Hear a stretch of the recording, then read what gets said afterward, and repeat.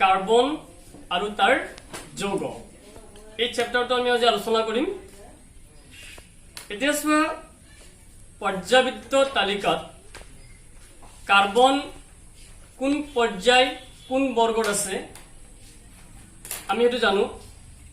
লগতে এই চ্যাপ্টাৰত আমি কাৰ্বনৰ কিছুমান অনন্য ধৰ্ম মানে অনন্য ধৰ্ম বুলি কলে মানে যিবিলাক বেলেগ মৌলৰ নাই কেৱল কাৰ্বনৰ আছে আমি তেনেকুৱা কিছুমান কাৰ্বনৰ ধৰ্ম আমি ইয়াত আমি আলোচনা কৰিম। ঠিক আছে, এই চ্যাপ্টাৰত আমি শিকিবলৈ পাম। এতিয়া প্ৰথমতে আমি কাৰ্বনৰ বিষয়ে জানো। কাৰ্বন পৰ্যাবৃত্ত তালিকাৰ কোন পৰ্যায় আৰু কোন বৰ্গত আছে বুলি কলে প্ৰথমতে আমি কাৰ্বনৰ পাৰমাণবিক সংখ্যাটো আমি জানিব লাগিব। ঠিক আছে, যে কাৰ্বনৰ পাৰমাণবিক সংখ্যা আছিল কিমান? পাৰমাণবিক সংখ্যা কিমান আছিল? 6।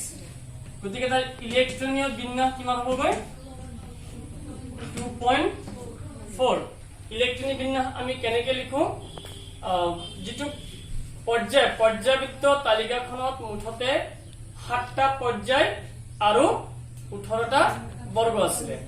তাৰে প্ৰথম পৰ্যায়ত কেইটা মৌল আছে? 2টা মৌল আছে। দ্বিতীয় পৰ্যায়ত কেইটা আছিল? 8টা। তৃতীয় পৰ্যায়ত 8টা। চতুৰ্থ পৰ্যায়ত 18টা। এনেকে গৈ থাকিব। ঠিক আছে, আৰু সেই কাৰণে যেতিয়া আমি কোনো এটা মৌলৰ ইলেক্ট্ৰনিক বিন্যাস আমি লিখিম প্ৰথমতে আমি 2কে বেশি দিব নোৱাৰো কাৰণ প্ৰথম পৰ্যায়ত 2টা মৌল আছে। ঠিক আছে, আৰু দ্বিতীয় পৰ্যায়ত কেইটা আছে?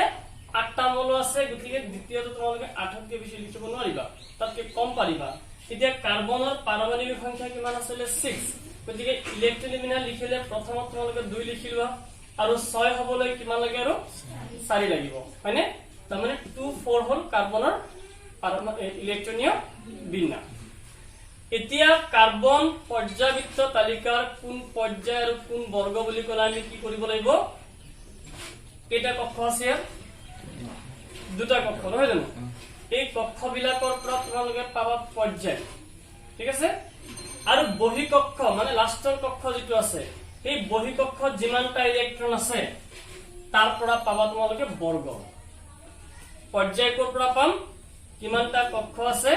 তাৰ পৰা আমি পৰ্যায় পাম, আৰু বহি কক্ষত ইলেক্ট্ৰনৰ সংখ্যা কিমান আছে তাৰ পৰা আমি বৰ্গ পাম। হল, কেনেকে পাম? এতিয়া চোৱা কক্ষ কেইটা? 2টা। তাৰমানে কাৰ্বন পৰ্যাবৃত্ত তালিকাৰ দ্বিতীয় পৰ্যায়ত আছে। কোন বৰ্গ? এতিয়া মন কৰিবা লাষ্টত কিমান আছে? 4 আছে। যদি বহি কক্ষত 1 থাকে মানে এটো কেবল দ্বিতীয় আৰু তৃতীয় পৰ্যায়ৰ ক্ষেত্ৰত প্ৰযোজ্য হয়। কোন পৰ্যায়? দ্বিতীয় আৰু তৃতীয় পৰ্যায়ৰ ক্ষেত্ৰত মনত ৰাখিবা যদি বহি কক্ষত এটা ইলেক্ট্ৰন থাকে তাৰ মানে মৌলটো প্ৰথম বৰ্গত আছে। যদি বহি কক্ষত 2টা ইলেক্ট্ৰন থাকে তাৰ মানে দ্বিতীয় বৰ্গত আছে। আৰু যদি বহি কক্ষত 3টা ইলেক্ট্ৰন থাকে তেনেহলে 13 বৰ্গ। কি কৰিব লাগে? লগত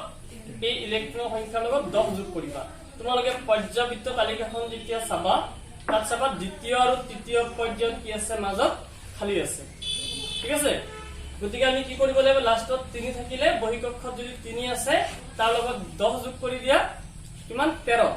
তাৰমানে মৌলটো ক'ত থাকিব? 13 বৰ্গত থাকিব। আৰু আমাৰ এতিয়া কিমান আছে? 4 আছে, তাৰ 10 যোগ কৰি দিয়া লগত মানে 14 বৰ্গ। 5 থাকিলে 15 বৰ্গ, 6 থাকিলে 16 বৰ্গ, 7 থাকিলে 17 বৰ্গ। এটো কিহৰ ক্ষেত্ৰত? কেৱল দ্বিতীয় আৰু তৃতীয় পৰ্যায়ৰ ক্ষেত্ৰত। মানে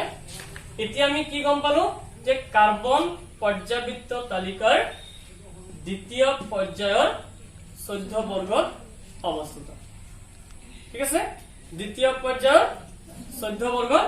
কোন আছে? কোন আছে? কাৰ্বন আছে। আমাক যদি সোধে যে কাৰ্বন পৰ্যাবৃত্ত তালিকাৰ কোন পৰ্যায় আৰু কোন বৰ্গত আছে বা পৰ্যাবৃত্ত তালিকাত কাৰ্বনৰ স্থান ক'ত, তেতিয়া আমি ক'ব লাগিব যে কাৰ্বন পৰ্যাবৃত্ত তালিকাৰ দ্বিতীয় পৰ্যায়ৰ 14 বৰ্গত অৱস্থিত।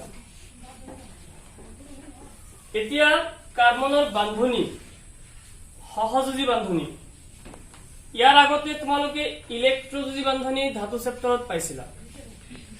ইলেক্ট্ৰযুজি বা আয়নীয় বান্ধনী আৰু ইয়াত আহিব সহযোজী বান্ধনী ইলেক্ট্ৰযুজি বা আয়নীয় বান্ধনী মানে কি আৰু সহযোজী বান্ধনী মানে কি আমি সেইখিনি গম পাম চোৱা সহযোজী বান্ধনী বুলি ক'লে এতিয়া চোৱা আমি সোডিয়াম ক্লোৰাইডৰ গঠন যদি আমি চাও সোডিয়াম আৰু কোন ক্লোৰিন সোডিয়ামৰ পাৰমাণৱিক সংখ্যা কিমান আছিল 11 আছিল ন ইলেক্ট্ৰন বিন্যাসটো হ'ব 2 প্ৰথমতে আমি দ্বিতীয় বেছি লিখিব নোৱাৰো 11 হ'বলৈ কিমান লাগিব আৰু 9 লাগিব কিন্তু আমি দ্বিতীয়টোত আমি 8 কে বেছি লিখিব নোৱাৰো নহয় জানো কিমান লিখিলো 8 কিমান হ'ল 10 আৰু কিমান 1 এটো হ'ল সোডিয়ামৰ ইলেক্ট্ৰনীয় বিন্যাস ঠিক তেনেকে ক্লোৰিনৰ হিসাব কৰা 2 8 7 যেহেতু ক্লোৰিনৰ পাৰমাণৱিক সংখ্যা 17 287 এতিয়া সোডিয়াম আৰু ক্লোৰিনৰ মাজত কি গঠন হ'ব কি যৌগ গঠন হ'ব সোডিয়াম আৰু ক্লোৰিন মিলি কি যৌগ গঠন কৰিব সোডিয়াম ক্লোৰাইড দেই সোডিয়াম ক্লোৰাইড গঠন কৰিব আৰু আমি যদি ইলেক্ট্ৰন বিন্দু গঠন আমি দেখাবলৈ যাও সোডিয়ামৰ বহিঃকক্ষত কিমান আছে এক আছে নহয় এটা ইলেক্ট্ৰন দেখাবা ইয়াৰ কিমান আছে 7টা আছে এটা দুটা তিনিটা চাৰিটা পাঁচটা ছটা সাতটা এই ফুট বিলাকেৰে কি বুজাইছে ইলেক্ট্ৰন বুজাইছে লাষ্টত 7 আছে মানে ইয়াৰ 7টা ইলেক্ট্ৰন আছে সোডিয়ামৰ কিমান আছে বহিঃকক্ষত এটা ইলেক্ট্ৰন আছে এতিয়া সোডিয়াম ক্লোৰাইড যৌগটো গঠন হ'বলৈ হলে কি কৰিব লাগিব চোৱা প্ৰতিটো মলৰে যোজক কক্ষটো সম্পূৰ্ণ হ'ব লাগিব পূৰ্ণ হ'ব লাগিব তাৰমানে তাৰ ওচৰৰ কোনোবা এটা সম্ভ্ৰান্ত গেছৰ বিন্যাস লাভ কৰিব লাগিব তাৰ কাৰণে সোডিয়ামৰ কি আছে এটা ইলেক্ট্ৰন বেছি আছে নহয় জানো কি কৰিব লাগিব হয় 7টা গ্ৰহণ কৰিব লাগিব নহলে এটা এৰিব লাগিব ঠিক আছে তেতিয়া কি কৰিব এতিয়া সোডিয়ামে আমি জানো ধাতু বিলাকে ইলেক্ট্ৰন ত্যাগ কৰে আৰু লাষ্টত যিবিলাকৰ চাৰিতকৈ কম আছে সিহঁতে ইলেক্ট্ৰন কি কৰে এৰি দিয়ে আৰু চাৰিতকৈ বেছি থকা বিলাকে ইলেক্ট্ৰন গ্ৰহণ কৰে এতিয়া ইয়াৰ কিমান আছে 7 আছে নহয় জানো ইয়াক আৰু এটা ইলেক্ট্ৰন আৱশ্যক আৰু ই এটা ইলেক্ট্ৰন এৰিব লাগে সেইকাৰণে ইয়াৰ পৰা সোডিয়ামে কি কৰিব ক্লোৰিনক এটা ইলেক্ট্ৰন ত্যাগ কৰিব ত্যাগ কৰাৰ ফলত ইয়াৰ কিমান থাকিব 28 হয় না আৰু ইয়াৰ কিমান হৈ যাব 288 হৈ যাব ঠিক আছে তে দুইটাই তাৰ ওচৰৰ সম্ভ্ৰান্ত গেছৰ বিন্যাস লাভ কৰিছে আৰু ইহঁতৰ যোজক কক্ষবিলাক সম্পূৰ্ণ হৈছে আয়ন হ'ব লাগিব হলিখিনি এতিয়া কি হ'ব চোৱা এই যেটো বিক্ৰিয়াটো আমি দেখা পালো যেটো বান্ধনীহতৰ মাজত হল ইলেক্ট্ৰন আদান প্ৰদান হল তাৰমানে সোডিয়ামে এটা ইলেক্ট্ৰন এৰিছে আৰু ক্লোৰিনে এটা ইলেক্ট্ৰন গ্ৰহণ কৰিছে তাৰমানে এই ইলেক্ট্ৰনৰ কি হৈছে এটো আদান প্ৰদান হল যদি ইলেক্ট্ৰনৰ আদান প্ৰদান হয় তেনেহলে তাক কোৱা হয় এটা ইলেক্ট্ৰযুজি বা আয়নীয় বান্ধনী এই সোডিয়াম আৰু ক্লোৰিনে মিলি যেটো সোডিয়াম ক্লোৰাইড যৌগ গঠন কৰিছে হেতু কি হ'ব ইলেক্ট্ৰযুজি বা আয়নীয় বান্ধনী কাৰণ ইয়াত ইলেক্ট্ৰনৰ আদান প্ৰদান হৈছে মানে এটাই ত্যাগ কৰিছে এটাই গ্ৰহণ কৰিছে হল এটা সহযোজী বান্ধনী কেনেকুৱা হয় সহযোজী বান্ধনী হ'ব এহলাম হাইড্ৰোজেন মই দেখালো অক্সিজেনটো দেখালো অক্সিজেন অক্সিজেনৰ পাৰমাণৱিক সংখ্যা 8 ইলেক্ট্ৰন বিন্যাস 26 ইয়াৰো 26 মানে তাৰ মানে চোৱা ইয়াৰ কেইটা প্ৰয়োজন দুটা প্ৰয়োজন এট ফুট দেখুৱা এটা দুটা তিনিটা চাৰিটা পাঁচটা ছটা নহয় জানো ইয়াৰো এটা দুটা তিনিটা চাৰিটা পাঁচটা ছটা আছে ছটা ছটা হল এতিয়া চোৱা ইয়াক কেইটা লাগে দুটা লাগে ইয়াক কেইটা লাগে দুটা লাগে এতিয়া ইয়াত ত্যাগ কৰিব কোনে ত্যাগ কৰিবলৈ কোনো নাই আছে জানো ইয়াত কি আছিল এটা ধাতু আছিল এটা অধাতু আছিল মনত ৰাখিবা ইলেক্ট্ৰযুজি বা আয়নীয় বান্ধনীটো হয় এটা ধাতু আৰু এটা অধাতুৰ মাজত হল আৰু সহযোজী বান্ধনীটো হ'বগৈ দুইটা অধাতুৰ মাজত ঠিক আছে ইয়াত কোনেও ইলেক্ট্ৰন ত্যাগ কৰিব নোৱাৰে দুইটাকে কি ইলেক্ট্ৰনৰ প্ৰয়োজন ইয়াক কেইটা প্ৰয়োজন দুটা প্ৰয়োজন ইয়াকো দুটা প্ৰয়োজন তে ইহতৰ মাজত যৌগ গঠন হবলৈ হলে কি কৰিব লাগিব জানা ইয়াক কেইটা প্ৰয়োজন দুটা ই দুটা আগবঢ়াব ইয়াক কেইটা প্ৰয়োজন দুটা ই দুটা আগবঢ়াব মানে এটো এটা সমভাগ কৰি লব কোনে একেবাৰে ইয়াত কি যদি দুটা দি দিয়ে এ চাৰিটা হৈ থাকিব ইয়াৰো পূৰ্ণ নহব বুজিলা নাই বা হি দুটা দিলে তাৰো পূৰ্ণ নহব ঠিক কাৰণে এটো কৰিব সমভাগ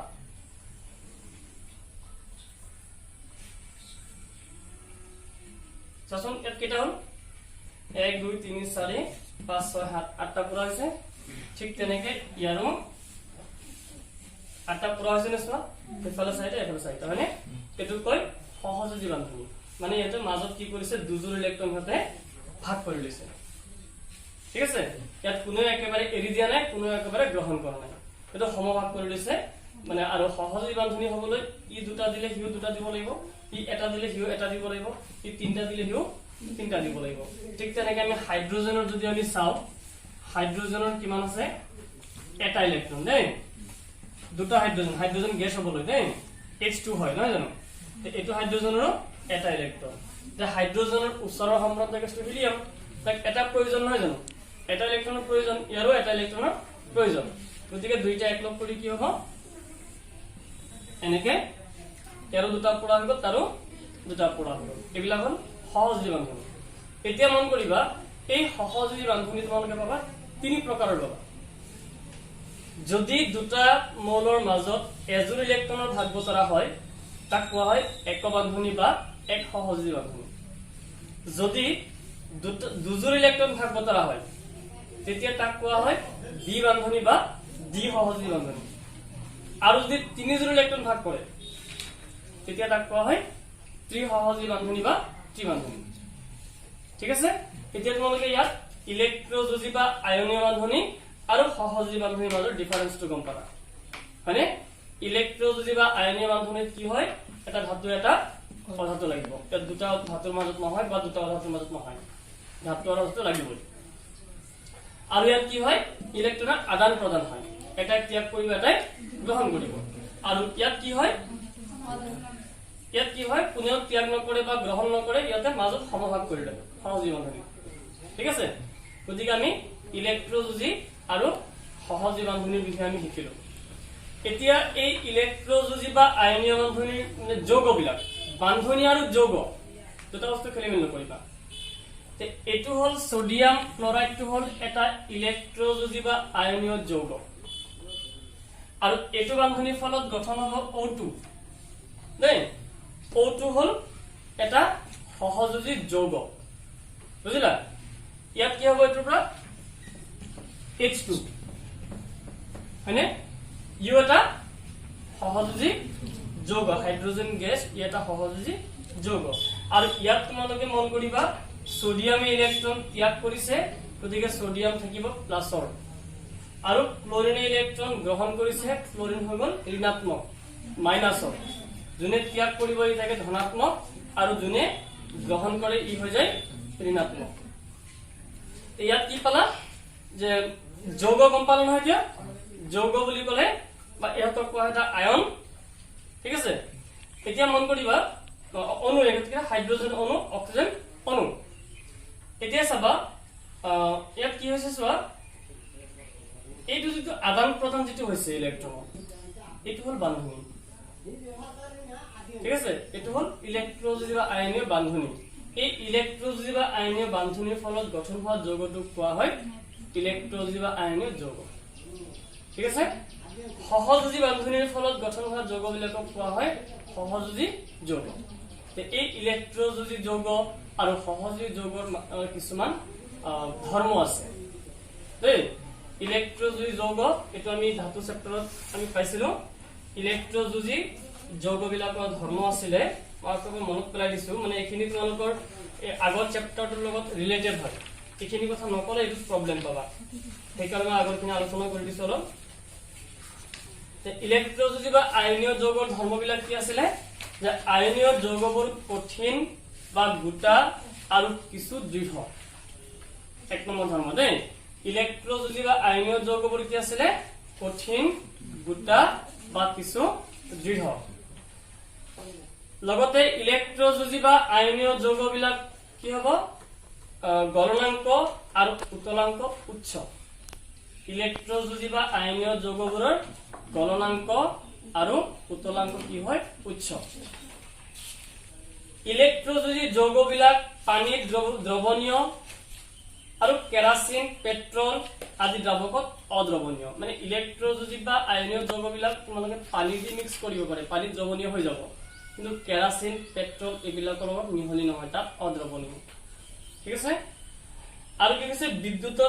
বিদ্যুৎ পৰিবাহিতৰ কি হয় কি কৈছে যে ইলেক্ট্ৰযুজি বা আয়নীয় যৌগবিলাক কি হয় বিগলিত অৱস্থাত ইহতে বিদ্যুৎ পৰিবহন কৰিব পাৰে কিন্তু কঠিন অৱস্থাত ইহতে বিদ্যুৎ পৰিবহন কৰিব নোৱাৰে এতিয়া সহজী যৌগলৈ আহা ইলেক্ট্ৰযুজি যৌগবিলাকৰ কি আছিল গলনাঙ্ক উতলাঙ্ক উচ্চ আছিল তো সহজী যৌগবিলাকৰ গলনাঙ্ক উতলাঙ্ক নিম্ন এটো জানিলে এটো পাৰিবা ঠিক আছে ইলেক্ট্ৰযুজি যৌগবিলাকৰ গলনাঙ্ক আৰু উতলাঙ্ক উচ্চ কিন্তু সহজী যৌগবিলাকৰ গলনাঙ্ক উতলাঙ্ক নিম্ন কম মানে তাৰপিছত কি আছিল ইলেক্ট্ৰযুজি যৌগবিলাক কি আছিল পানীত দ্ৰৱণীয় দেই ইলেক্ট্ৰযুজি যৌগবিলাক কি আছিল পানীত দ্ৰৱণীয় কিন্তু কেৰাচিন পেট্ৰল আদি অদ্ৰৱণীয় যৌগ দ্ৰাৱকত অদ্ৰৱণীয় গতিকে ইয়াৰ উল্টাটো সহজী যৌগ তো সহজী যৌগবিলাক কেৰাচিন পেট্ৰল আদি দ্ৰাৱকত দ্ৰৱণীয় কিন্তু পানীত অদ্ৰৱণীয় তে ইলেক্ট্ৰযুজি যৌগবিলাকে বিগলিত অৱস্থাত বিদ্যুৎ পৰিবহন কৰিব পাৰে কিন্তু সহজী যৌগবিলাকে বিদ্যুৎ পৰিবহন কৰিব নোৱাৰে ঠিক আছে ইয়াত আমি দুই ধৰণৰ পালো এটা হল ইলেক্ট্ৰযুজি যৌগ আৰু সহজী যৌগৰ মাজত পাৰ্থক্য আহি গল হয়নে আৰু সিহঁতৰ ধৰ্ম আহি গল এক্সট্ৰাকে ধৰ্ম বুলি গলে এক্সট্ৰাকে ধৰ্ম লিখিবা আৰু পাৰ্থক্য লিখিব গলে পাৰ্থক্য লিখিব পাৰিবা ঠিক আছে এতিয়া কাৰ্বনৰ দুটা অনন্য ধৰ্ম আছে অনন্য ধৰ্ম বুলি কলে যেটো বেলেগ মলৰ নাই দেই সেই দুটা ধৰ্ম কি আছে জানা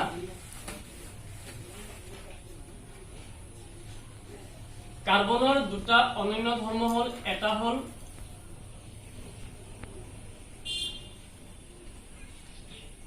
কাৰ্বনৰ দুটা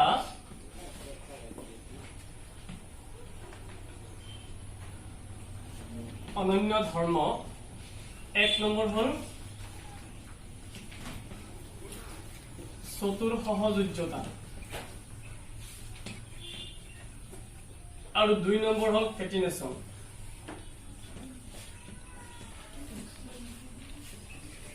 হল এই দুটা ধৰ্ম মনত ৰাখিবা এটা হল চতুৰ সহযোজ্যতা আৰু এটা হল ফেটিনেশন ঠিক আছে এতিয়া চতুৰ সহযোজ্যতা মানে কি আৰু ফেটিনেশন মানে কি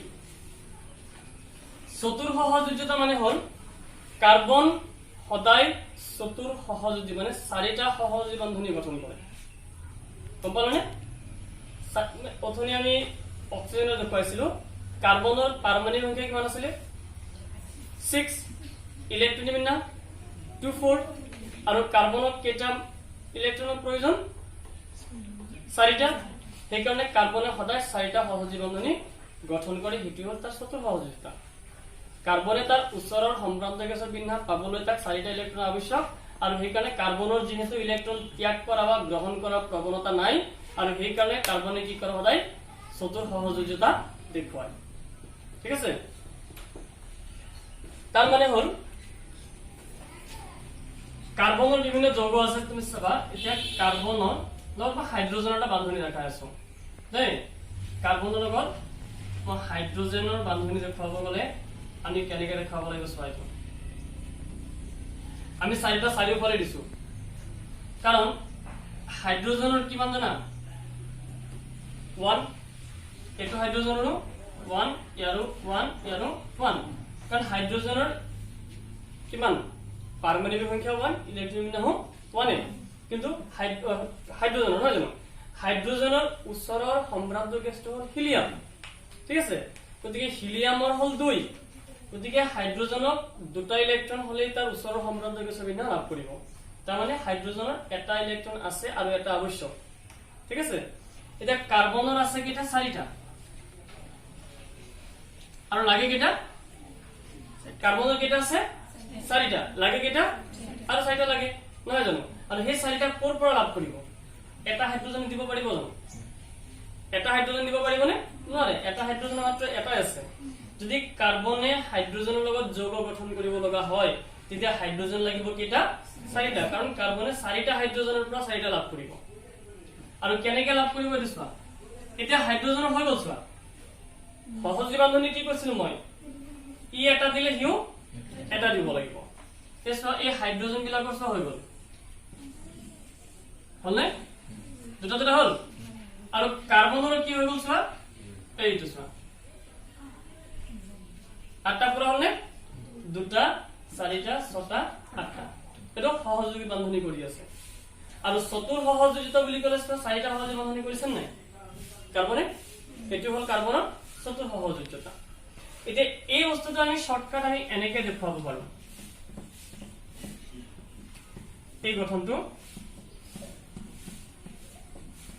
বুজিলা শৰ্টকাট আমি এনেকে দেখুৱাম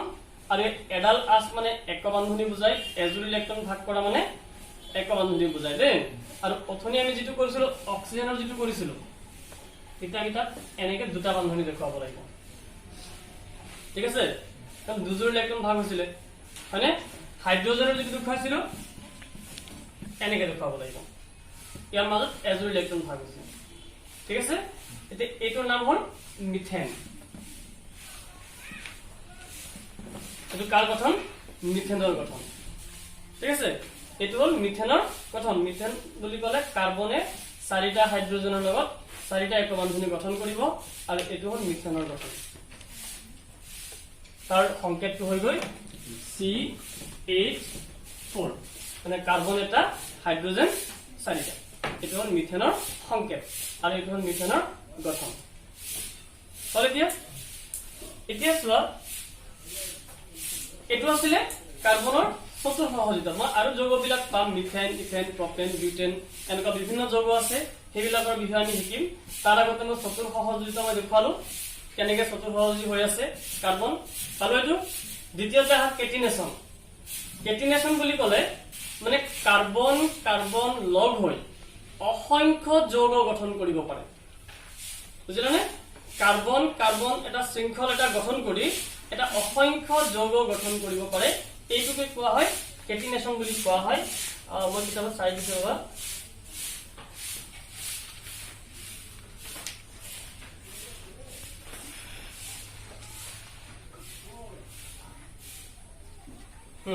কাৰ্বনে নিজৰ মাজত বান্ধনীৰ সৃষ্টি কৰি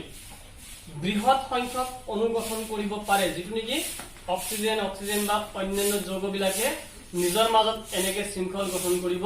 নোৱাৰে অন্য কোনো যৌগই নিজৰ মাজত এনেকে শৃংখল গঠন কৰিব নোৱাৰে কিন্তু কাৰ্বনে শৃংখল গঠন কৰি এটা অসংখ্য যৌগ গঠন কৰিব পাৰে এই ধৰ্মটোক কোৱা হয় কেটিনেশন ধৰ্ম বুলি কোৱা হয় এটা মই তোমালোকক দেখুৱাই চাবা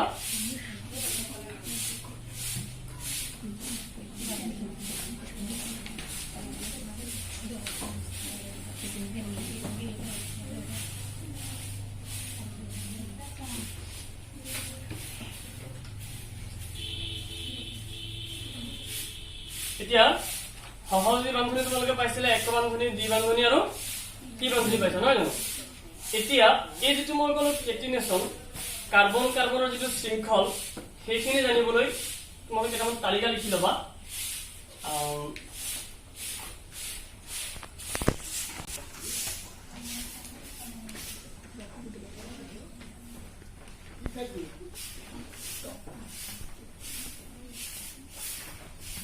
সংপৃক্ত হাইড্রোকার্বন ইয়াত মই আৰু এটা কথা তোমালোকক কৈ দিওঁ কাৰ্বন আৰু হাইড্ৰোজেনৰ মাজৰ যেটো যৌগ আছে যিবিলাক যৌগ আছে এইবিলাকক কোৱা হয়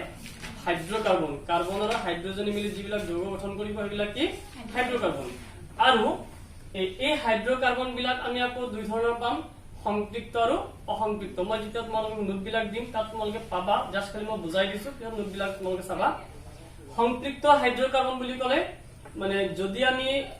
কাৰ্বন আৰু হাইড্ৰোজেনৰ মাজত কেৱল এক বান্ধনী আমি দেখা পাওঁ কেৱল এক বান্ধনীৰ ফলত গঠন হোৱা যৌগবিলাকক কোৱা হয় সংপৃক্ত হাইড্ৰোকাৰ্বন দেই আৰু যদি দ্বি বান্ধনী বা ত্ৰি বান্ধনী থাকে তেতিয়া হিবিলাক হৈ যায় অসংপৃক্ত হবনে যদি কাৰ্বন আৰু হাইড্ৰোজেনৰ মাজত কেৱল এক বন্ধনী আছে তেনেহলে সেই যৌগবিলাক সংপৃক্ত যেনে মই এতিয়া দেখুৱাইছিলো তোমালোকক মিথেন মানে CH4 ইয়াত কাৰ্বন আৰু হাইড্ৰোজেনৰ মাজত কেৱল এক বন্ধনী আছে গতিকে মিথেন এটা সংপৃক্ত হাইড্ৰোকাৰ্বন ঠিক আছে এতিয়া মই যিখিনি লিখিম তালিকা কেৱল সংপৃক্ত হাইড্ৰোকাৰ্বন বিলাক লিখিম তাৰ পিছত অসংপৃক্ত লিখিম দেই সংপৃক্ত হাইড্ৰোকাৰ্বন এলকেন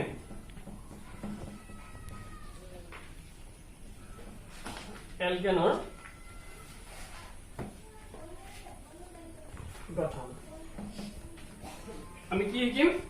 সংপৃক্ত হাইড্ৰোকাৰ্বন এলকেনৰ গঠনৰ বিষয়ে আমি শিকিম এতিয়া ইয়াত মই আৰু এটা কথা তোমালোকক কৈ দিও যে যিবিলাক এলকেনৰ সাধাৰণ আণবিক সংকেত মনত ৰাখিবা CnH2n+2 CnH2n+2 ইয়াৰ দ্বাৰা তোমালোকে এলকেনৰ সংকেত বিলাক তোমালোকে ক'ব পাৰিবা কেনেকৈ পাৰিবা তালিকাখন চাবা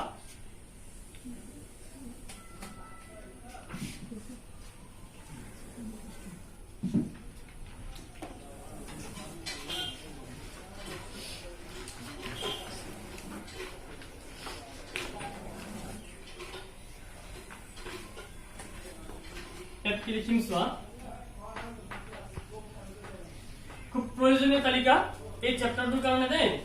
এই চেপ্টাৰটো শিকিবলৈ এই তালিকাখন জানিবই লাগিব কাৰ্বনৰ সংখ্যা তাৰপিছত আহিব তোমাৰ ইয়াত নাম ইয়াত আহিব তোমাৰ আণবিক সংকেত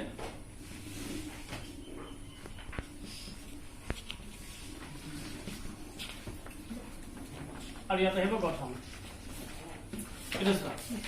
যদি কাৰ্বন এটা থাকে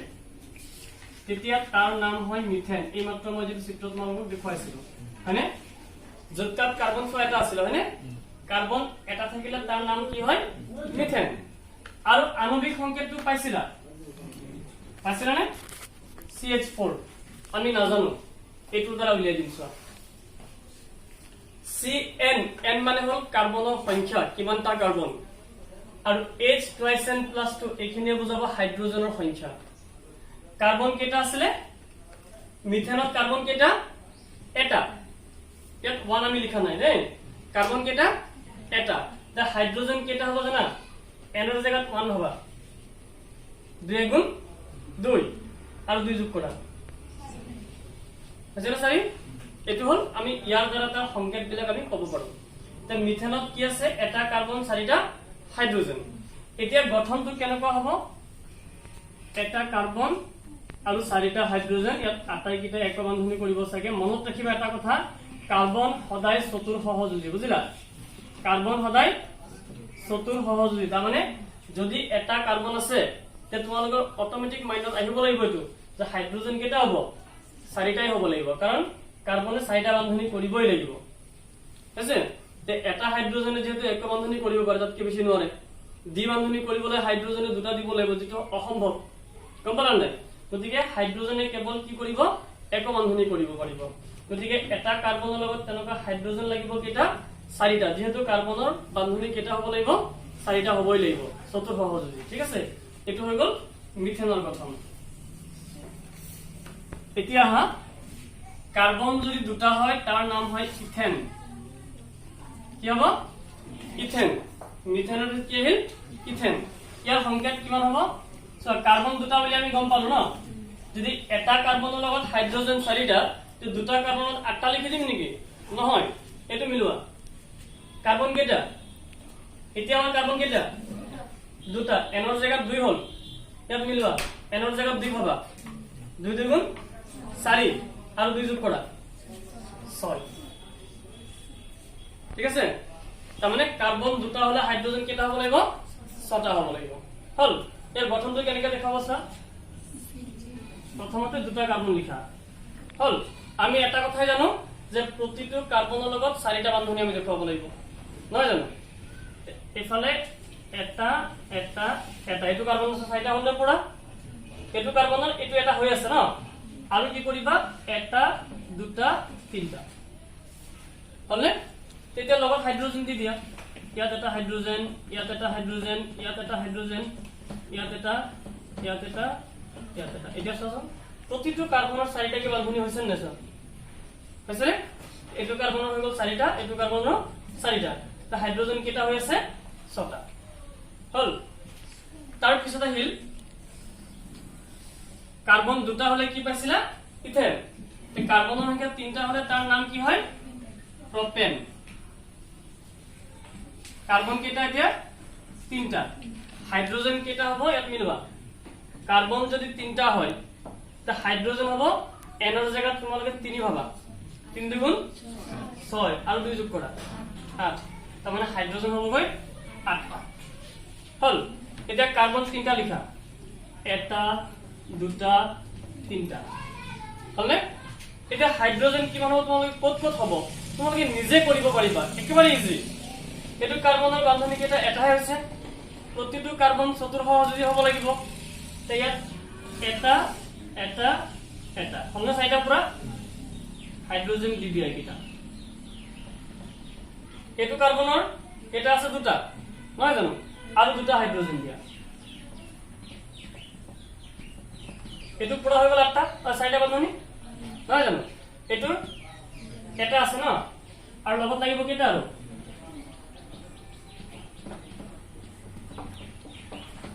হলনে চাইটা বান্ধনী পুৰা হৈছে নে এটা হিসাব কৰি চোৱাচোন হাইড্ৰোজেন কেটা হল তলত তিনটা ওপৰত তিনটা ছটা সাতটা আঠটা মিলিছে নাই এটো হল চোৱা কেটিনেশন বুলি কৈছে দেই মানে কাৰ্বন কাৰ্বন শৃংখল লগ লাগি চোৱা কাৰ্বন কাৰ্বন লগ লাগি কিমান মই মাত্ৰ তিনটা দেখুৱালো এনেকুৱা অসংখ্য চাৰিটা কাৰ্বন হলে এনেকুৱা গঠন কৰিব পাঁচটা ছটা সাতটা আঠটা নটা বুজিলা নাই এনেকে কাৰ্বন কাৰ্বন লগ হৈ অসংখ্য যৌগ গঠন কৰিব পৰাটোকে কোৱা হয় কেটিনেশন ধৰ্ম বুলি কোৱা হয় আৰু যিটো ধৰ্ম অন্য মৌলবিলাকৰ নাই কেৱল কাৰ্বনৰ আছে এইটো গম পাইছা নে এতিয়া মই তিনটা লিখি দিলো